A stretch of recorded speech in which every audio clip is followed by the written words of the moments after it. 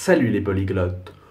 Pour apprendre une langue, vous pouvez l'enseigner.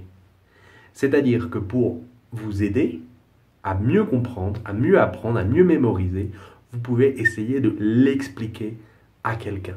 Il y a une phrase de Einstein que j'aime beaucoup. Vous pouvez dire que vous comprenez quelque chose parfaitement que lorsque vous êtes capable de l'expliquer à votre grand-mère.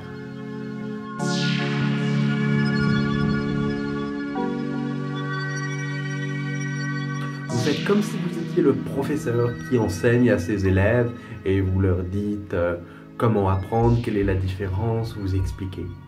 Parce que quand vous enseignez, vous devez vous assurer que ce soit quelque chose que les gens vont appréhender facilement.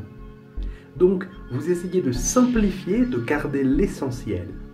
Je vais faire ça régulièrement, je vais vous montrer un élément de l'italien que j'ai appris. Je commence avec quelque chose de basique, le pluriel en italien. Le pluriel en italien, c'est quelque chose que je déteste. On modifie la fin du mot. Vous avez un mot qui termine avec la lettre A, le pluriel va terminer avec la lettre E. C'est bizarre, je continue de ne pas maîtriser. Le pluriel en français, c'est très facile.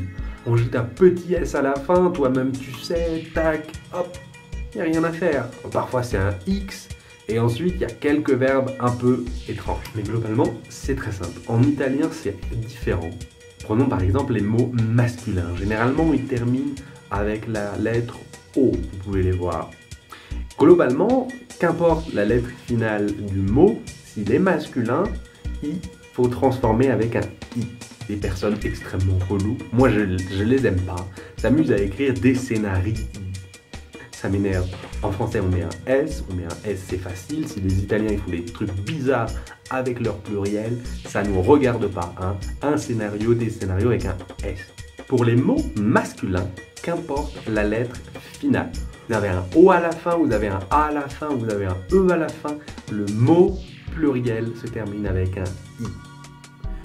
Pour les mots des féminins, c'est différent parce que vous changez la lettre en E si le mot termine avec un A ou en I si le mot termine avec un E. Exemple, a casa, la maison, le case, les maisons. Le A se transforme en E. Et si le mot féminin termine en E, il se transforme en I. La legge, la loi, les leggi, les lois.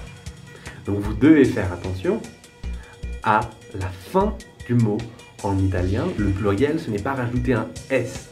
Et c'est vrai que c'est quelque chose de difficile pour moi parce que en anglais on rajoute un S, en espagnol, en portugais on rajoute des S. Voilà, j'espère que ça vous a plu, je vais faire ça plus souvent. Essayez de résumer un point en italien que j'ai appris, vous l'expliquer. Je vous souhaite une très bonne journée et je vous dis à demain. Ciao!